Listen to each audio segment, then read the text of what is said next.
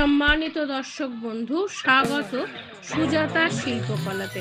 আজকে বলবো খুব সাধারণ প্রায় রোজের রান্না আমাদের বাঙালি রান্নাঘরের, সে হচ্ছে মাছের কালিয়া। সুন্দর করে মাছগুলোকে গায়ে হলুদ দিয়ে নিলাম, তারপরেই তেলে ছেড়ে দিলাম তাদের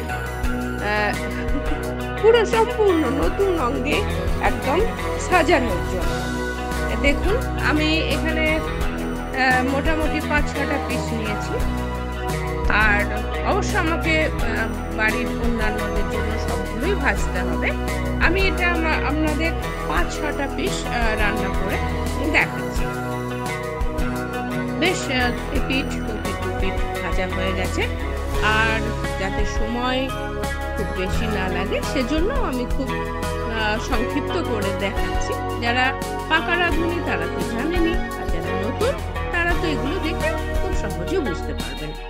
আর গরম তেলটা ছিলই, তারপরে তার মধ্যে দিয়ে দেওয়া হলো জিরে আর কাঁচা লঙ্কা আর তেজপাতা দুটোকে আমি মাছ বরাবর কেটে নিয়েছি।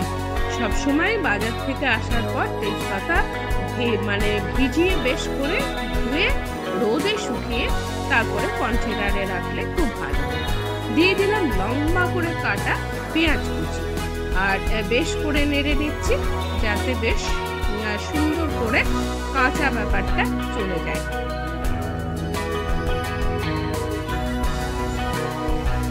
এখানে নিয়ে নিচ্ছি একটা মশলা রেডি করে নিয়েছি, সেটা হচ্ছে ওই যে আদা, পেঁয়াজ, রসুন, টমেটো বাটা, আর এটায় হলুদ দিয়েছি, নুন দিয়েছি, আর দেব ধনে গুঁড়ো। আর এই সবগুলো সংমিশ্রণটাতে একটু জলও দেব, আর পরে পরে কি মেশাবো সেগুলো বলতে থাকবো। এখানে দিয়ে দিলাম একটু গরম মশলা, যাতে খুব ভালো করে ওই কষানোর সময়তে গরম মশলার একটা মিষ্টি গন্ধ থাকে। এদিকে পেঁয়াজটা ভাজা হয়ে গেছে, কিন্তু এবারে মশলাটা দেওয়ার মতো হয়ে গেছে, আর দিয়েও দিলাম মশলা যে বাটি ধোয়া জলে, একেবারে পুরনো কনসেপ্ট আমাদের মা দিদিমার আমল থেকে শেখা, সেটাকে বাদ দিইনি।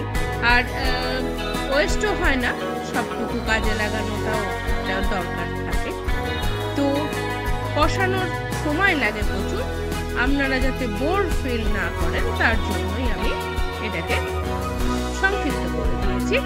যতক্ষণ না তেল না ছাড়ছে ততক্ষণ কিন্তু আমি সামান্য করে জল মিশিয়েছি এবং তার সঙ্গে ভালো করে মশলাটা কষিয়েছি।